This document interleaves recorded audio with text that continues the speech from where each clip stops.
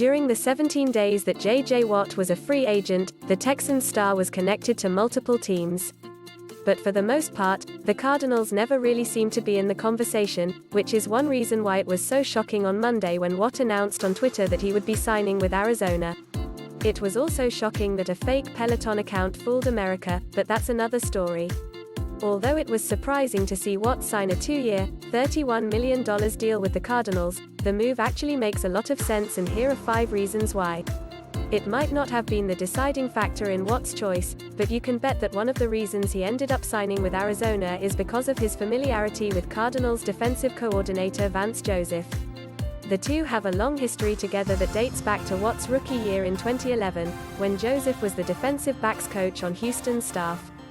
Joseph ended up spending a total of 3 years in Houston learning under then Texans defensive coordinator Wade Phillips, and to this day, Joseph still uses many of the same philosophies. The reason this is good news for Watt is because 3 of his best seasons came while playing in Phillips' defense. During his first 3 seasons in the NFL, Watt totaled 36.5 sacks, which was the 5th most in the league over the span. Thanks to those 3 years together, Joseph might be the one defensive coordinator in the NFL who knows best how to put this older version of Watt in a position to succeed. Although Watt managed to stay healthy last year, he ended 2020 with the lowest sack total of his career in any season where he played all 16 games. On the surface, putting together a 5-sack season might make it seem like Watt was struggling, but the truth is, a big reason why those struggles happened is because nearly every opposing offense was focusing on him.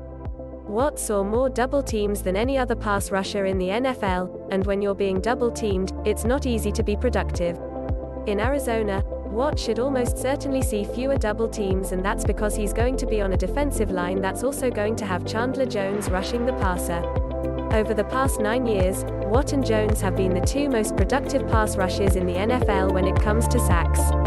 Although both players are getting up there in age, Watt will be 32 on March 22nd and Jones is 31, they're both still productive, and it won't be surprising at all if they're even more productive now that they're on the same defense.